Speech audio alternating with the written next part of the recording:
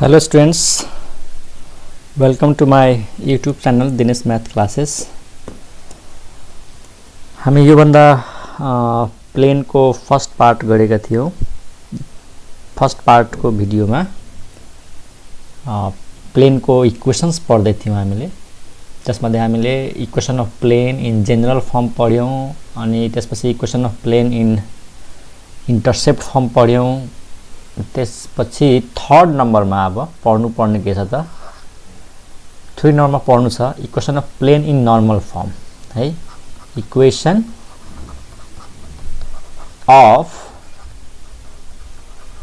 Plain in normal form. जस्तै straight लाइनमा पनि 2 डाइमेन्सनल ज्योमेट्री कुरा गर्दैछु। स्ट्रेट लाइनमा 3 स्टैंडर्ड फर्म हुन्छ। इक्वेशन अफ लाइन इन के रे स्लोप इंटरसेप्ट फर्म, अनि त्यसपछि equation of line in double intercept form, अनि त्यसपछि equation of line in normal form. त्यहाँ चाहिँ प्लेन को छ equation of plane in normal form. यसमा प्लेन को इक्वेशन के हुन्छ? lx plus my plus nz is equal to p। This is the equation of plane in normal form where अब इसमें एलिमेंट के हो, वेयर एल एम एन के होता एलिमेंट बनेको डायरेक्शन कोसाइन्स हो। Element are direction cosines of normal to the plane अथवा direction cosines of line ON perpendicular to the plane, line ON perpendicular to the plane।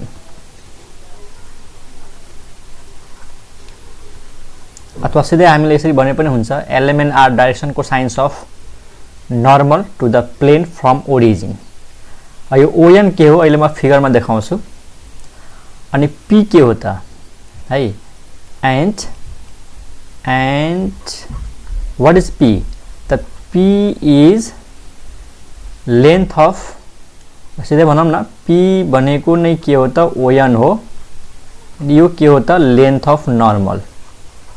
Length of normal भन चाहे perpendicular भन, length of normal from origin to the plain.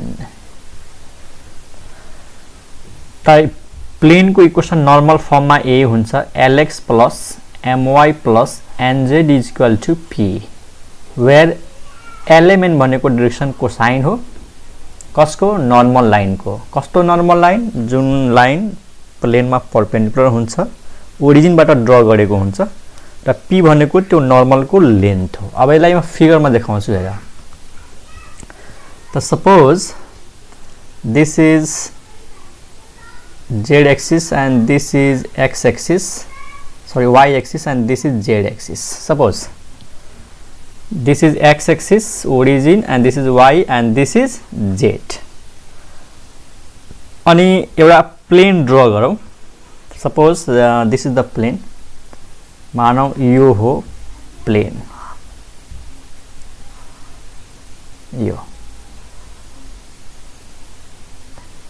यो plain भयो। अनि यो plain में है, यो प्लेन में ओरिजिन देखि परपेंडिकुलर हुन्छ, एउटा परपेंडिकुलर ड्रा गर्छौं। ओरिजिन देखि परपेंडिकुलर ड्रा गर्छौं यो प्लेन में। यो जुन लाइन छ नि यो हो प्लेन में परपेंडिकुलर, ओरिजिन बाट ड्रा गरेको छ हो। त यसको लेंथ हो यो स्मल p, जुन फर्मुला में p देखिरहेछौ नि यो नर्मल को लेंथ हो। र यो जुन नर्मल छ र यो नर्मल को डायरेक्शन को साइन हुन्छ l m n। यो x को कोएफिशिएंट, y को कोएफिशिएंट, z को कोएफिशिएंट के हुन्छ? डायरेक्शन कोसाइन हुन्छ। ठीक छ। अब यहाँ क्वेशन छ कि नर्मल फर्म र जनरल फर्म में के फरक छ? त धेरै कुराको फरक छ। सुन, एउटा इम्पोर्टेन्ट कुराको डिफरेन्स के हो? जनरल इक्वेशन भनेको यो हो ax plus by plus cz plus d is equal to 0। यो थाहा छ नि equation of plane in general form हो यो, अथवा यसरी भन्न जेनरल इक्वेसन अफ प्लेन हो। अब यसमा x को कोएफिसिएन्ट a हो हैन, y को कोएफिसिएन्ट b हो र z को कोएफिसिएन्ट c हो। त यो abc के हुन्छ? abc भनेको डाइरेक्सनल रेशियोज हुन्छ। कसको डाइरेक्सनल रेशियोज हुन्छ? नर्मल टु द प्लेन, प्लेनमा कुनै लाइन नर्मल हुन्छ त्यसको डाइरेक्सनल रेशियो हुन्छ। त यहाँको x को कोएफिसिएन्ट, y को कोएफिसिएन्ट, z को कोएफिसिएन्ट के हो? डाइरेक्सन कोसाइन हो। यही हो मेन कुराको डिफरेन्स है। एलिमेन्ट भनेको डाइरेक्सन कोसाइन हुन्छ नर्मल फर्ममा, तर यहाँनिर एबीसी भनेको डाइरेक्सन रेशियोज हुन्छ। अब मानौ कुनै इक्वेसन दिएको छ अनि कसरी थाहा पाउनेको त्यो नर्मल इक्वेसन हो कि जेनरल इक्वेसन हो हैन? त यसपछि हामीले जस्तो एउटा एक्जाम्पलबाट बुझ्छौं। यहाँ हेर एउटा एक्जाम्पल, मानौ मैले एउटा इक्वेसन लेख्दै छु 2x + 3y + 6z -7 = 0। ठीक छ, यो प्लेनको इक्वेसन हो। अब कसरी थाहा पाउने कि यो इक्वेसन नर्मल फर्ममा छ कि जेनरल फर्ममा छ? अब स्टुडेन्टलाई कहाँ कन्फ्युजन गर्छ, उसले यसलाई यसरी पनि लेख्न सक्छ हैन? उसले कुनै स्टुडेन्टले यसलाई यसरी लेखेर के भन्न सक्छ, हेर्दाखेरि त यो टाइपमा छ, p को भ्यालु 7 छ अनि l भनेको 2 हो, m भनेको 3 हो, n भनेको 6 हो। यसलाई यसरी लेख्न सकिन्छ। त कुनै स्टुडेन्टले यसलाई हेरेर के भन्न सक्छ कि त्यो नर्मल फर्ममा छ। कसैले भन्छ कि यो इक्वेसन त यो टाइपमा छ, d भनेको -7 हो, a भनेको 2 हो, b भनेको 3 हो, c भनेको 6 हो। तर यो वास्तवमा नर्मल फर्ममा छैन, यो जेनरल फर्ममा छ। अब कसरी थाहा पाउने? त सिम्पल, नर्मल फर्ममा हुनको लागि यो x को कोएफिसिएन्ट, y को कोएफिसिएन्ट र z को कोएफिसिएन्ट के हुनुपर्छ? डाइरेक्सन कोसाइन हुनुपर्छ। जेनरल फर्ममा हुनको लागि डाइरेक्सन रेशियो हुनुपर्छ।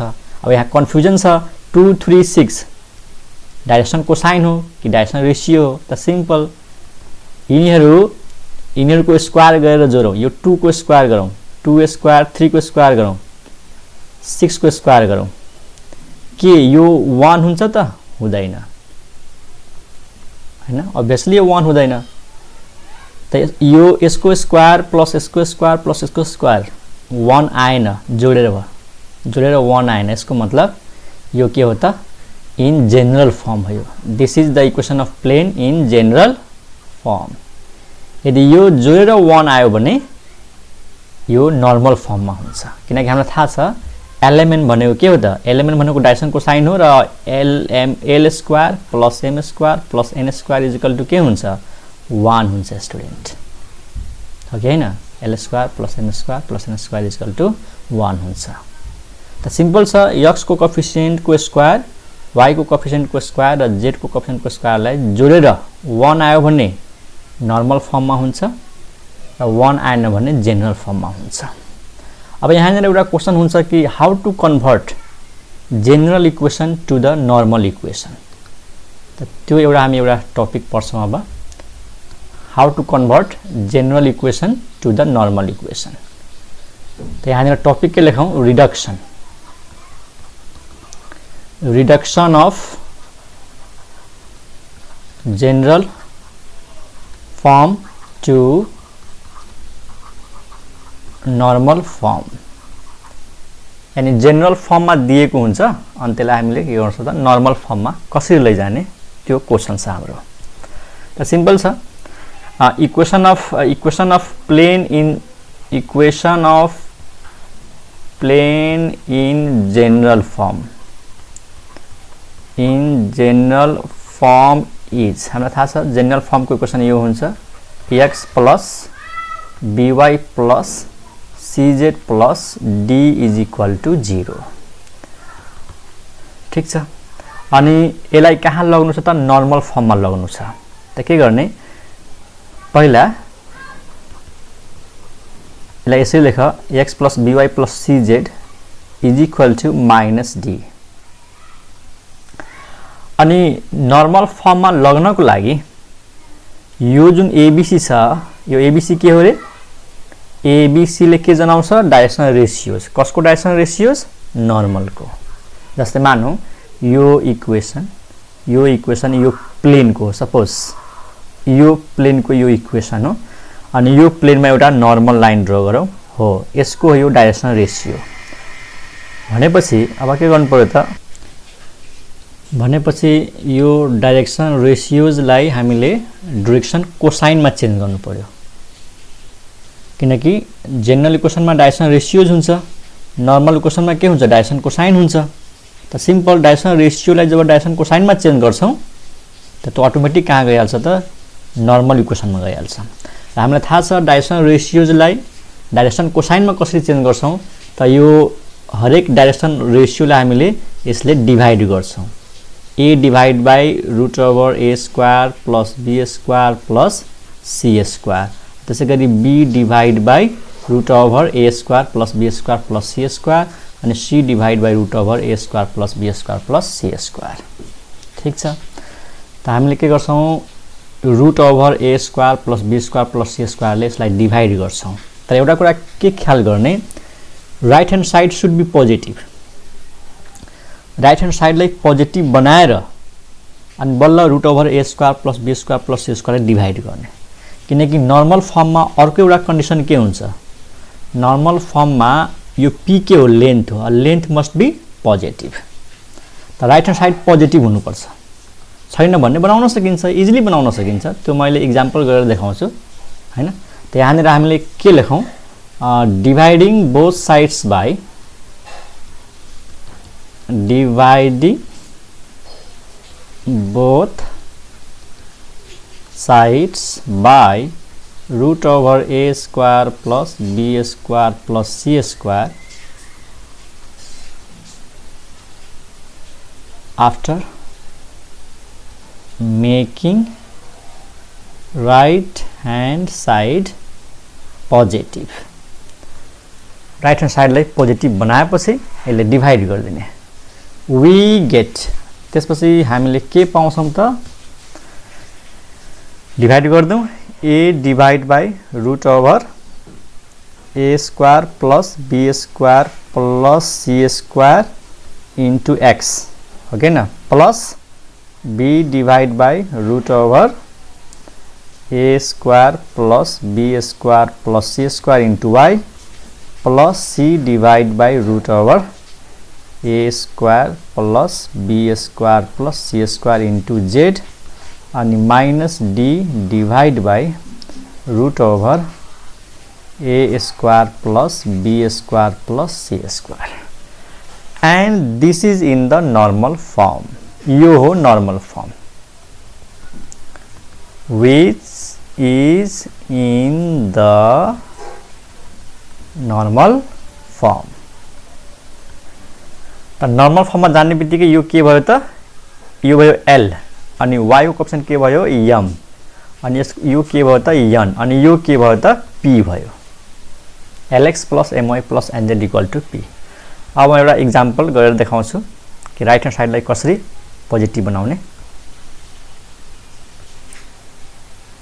ल एक्जाम्पल हेरौं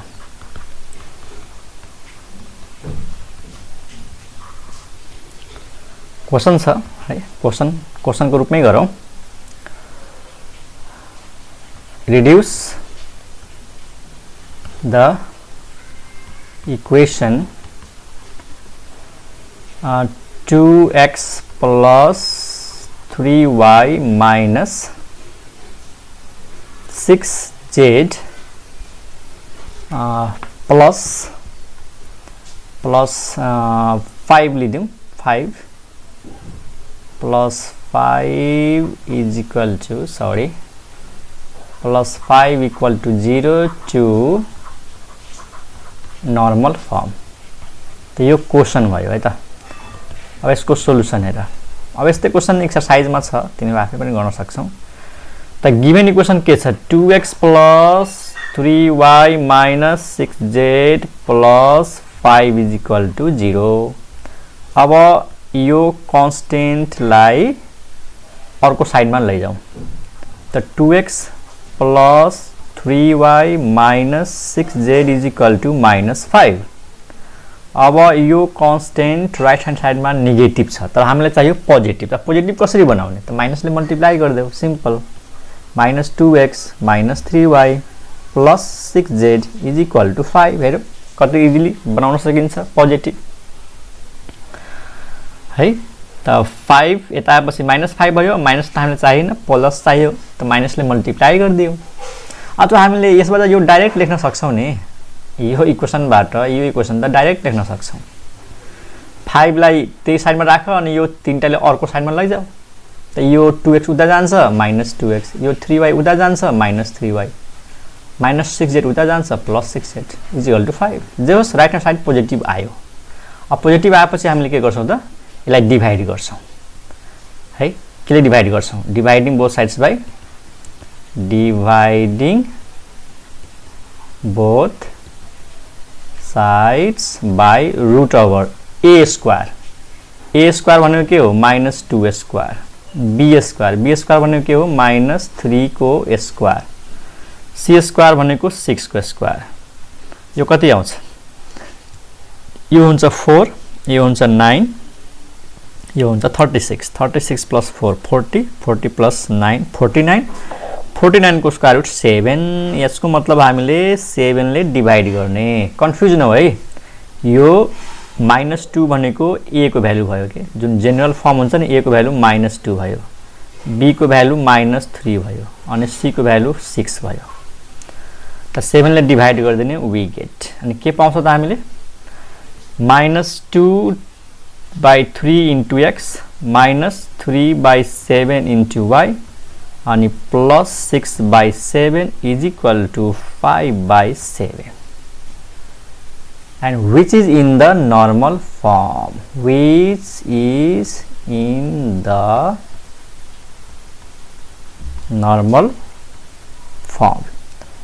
lx plus my plus nz is equal to p where L को वैल्यू कति आया था where L is equal to -2 by 3 अनि m is equal to -3 by 7 अनि n is equal to 6 by 7 and p is equal to 5 by 7 हैन। जब यो equation यो फर्ममा चेन्ज भइसक्यो त x को कोएफिसिएन्ट के हुन्छ l त यो भयो l y को कोएफिसिएन्ट के हुन्छ m र z को कोएफिसिएन्ट यहाँ z हुन्छ z को कोएफिसिएन्ट के हुन्छ n यो भयो l m n अनि यो भनेको राइट ह्यान्ड साइड के भयो त p भयो। त सेम यही इक्जाम्पलसँग रिलेटेड हामीले एउटा क्वेशन अर्को गर्न सक्छौं। त बुकमा छ त्यो क्वेशन अथवा यो क्वेशनलाई यसरी पनि सोध्न सक्छ reduce the equation to the normal form find the direction cosine of normal and length of normal त यही त हो नि एलिमेन्ट के हो डाइरेक्सन कोसाइन त हो नि कसको नर्मल को p के हो लेन्थ अफ नर्मल हो फ्रम ओरिजिन ठीक छ। त एक्सरसाइजमा एउटा क्वेशन छ यस्तै त्यो क्वेशन यस्तो छ हेर एक्सरसाइज जुन हाम्रो बीसी बजाचार्यको बुक हो एक्सरसाइज 6.1 को क्वेशन नंबर योसँग रिलेटेड क्वेशन नंबर 1 को बी हो है 1 को बी नंबर क्वेशन तिमीहरु गर्न सक्छौ। क्वेशनमा के भनेको छ रिड्युस द इक्वेसन है क्वेशन यहाँ यस्तो छ त यो क्वेशन छ 1 को B number reduce the equation to the normal form यसलाई normal form मा reduce गर्नु छ। also determine the direction cosines भनेपछि l m n को भ्यालु निकाल्नु छ of the normal and length of the perpendicular भनेको length of the normal to it from origin मतलब p को भ्यालु निकाल्नु छ। त केही पनि छैन अब यो हेर राइट ह्यान्ड साइडमा अलरेडी पोजिटिभ दिएको छ पोजिटिभ 9 त सिम्पली हामीले के गर्नु पर्यो रूट ओभर 4 को स्क्वायर प्लस 8 को स्क्वायर प्लस 8 को स्क्वायरले डिभाइड गरेर नर्मल फर्ममा चेन्ज गरिदेऊ अनि त्यसपछि एलिमेन्ट हेर्दाखेरि थाहा भइहाल्छ पी पनि थाहा भइहाल्छ। जे होस् यो क्वेशन तिमीहरु आफै गर यसरी नै गर्ने हो। त यो जुन टपिक थियो equation of normal in equation of plane in normal form सक्यो अनि equation how to reduce general equation to the normal form अब नेक्स्ट टपिक छ हाम्रो equation of plane passing through a point. त्यो पर्छ हामी equation of plane passing through a point. त 4 नम्बरमा यो 4 नम्बर भन्नु के, जस्तै फर्स्टमा के पढ्यौं equation of plane in general form, second नम्बरमा के पढ्यौं equation of plane in intercept form, थर्डमा के पढ्यौं equation of plane in normal form, अनि फोर्थमा हामी पढ्दैछौं equation of plane passing through a point. यसमा हामी के पढ्छौं equation of a plane passing through a given point, passing through a given point p x1 y1 z1 is, मतलब यसमा हामी के सिक्छौं कि कुनै प्लेन छ हैन, सपोज यो एउटा प्लेन भयो अनि यो प्लेन एउटा पोइन्टबाट पास भएको छ। हुन त यो प्लेनमा थुप्रो पोइन्टहरु हुन्छन्, तर एउटा पोइन्ट चाहिँ थाहा छ हामीलाई, यानी एउटा पोइन्टको कोअर्डिनेट थाहा छ जुन पोइन्टबाट त्यो प्लेन पास हुन्छ। अब क्वेशन छ how to find the equation of this plane, मतलब फर्मुला के हो, यदि कुनै प्लेन एउटा पोइन्टबाट पास भयो भने त्यो प्लेनको इक्वेसन निकाल्ने फर्मुला के हो। जस्तै याद गरे स्ट्रेट लाइनमा हामी पढ्छौं equation of line passing through a point, तर त्यतिखेर एउटा स्लोप पनि थाहा हुनुपर्छ। यहाँनिर जस्ट एउटा पोइन्ट दिएको छ, त फर्मुला यो युज गर्ने है, a into x minus x1 plus b into y minus y1 plus c into z minus z1 is equal to 0। यो फर्मुला हो यदि कुनै प्लेन एउटा पोइन्टबाट पास भयो भने। यो फर्मुला यसरी याद गर्ने, a अनि ब्राकेटमा के लेख्ने x minus x1 plus b ब्राकेटमा के गर्ने y minus y1 plus c ब्राकेटमा के लेख्ने z minus z1। अब x1 y1 z1 त यो कोअर्डिनेट्स भयो, अनि x y z के हो भेरिएबल्स भयो, तर यो abc के हो यसको बारेमा हामी केही लेख्न सक्छौं, वेयर यो abc के हो भन, व्हाट आर abc, सिम्पल।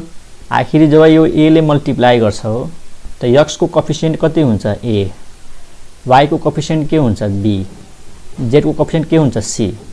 हामीलाई थाहा छ यो x को कोएफिसिएन्ट, y को कोएफिसिएन्ट र z को कोएफिसिएन्टले के जनाउँछ डाइरेक्सन रेशियोज। कसको direction ratios, normal to the plane को, यानी यो प्लेनमा यो नर्मल छ हो यसको डाइरेक्सन रेशियो हो, अरु केही हैन। यो जनरल इक्वेसन जस्तै छ नि, जनरल इक्वेसन हुन्छ नि ax plus by plus cz plus d equal to 0। What are abc, direction ratios. यहाँ पनि त x को कोएफिसिएन्ट a त हो नि, y को कोएफिसिएन्ट b हो, z को कोएफिसिएन्ट c हो, त वेयर abc आर के हो त direction, where abc are direction ratios of line normal to the plane, normal to the plane. त एउटा पोइन्ट दिएको छ भने यो फर्मुला युज गर्ने। अब यो फर्मुला युज गर्ने बित्तिकै इक्वेसन आउँदैन के, त सुरुवात चाहिँ गर्न मिल्छ। इक्वेसन निकाल्नको लागि त अरु पनि एक्स्ट्रा कन्डिसन दिएको हुन्छ, जे होस् स्टार्टिङ यहाँबाट गर्ने। यदि एउटा पोइन्ट थाहा छ प्लेनको त इक्वेसन अफ प्लेन यहाँबाट सुरु गर्ने। अरु कन्डिसनहरु दिएको हुन्छ जुन कन्डिसनलाई युज गरेर हामीले abc को भ्यालु निकाल्न सक्छौं। ठीक छ, त यो फर्मुलालाई युज हुने गरी क्वेशन हामीले अर्को भिडियोमा गर्छौं। यसमा यति राखौं है। Okay, by.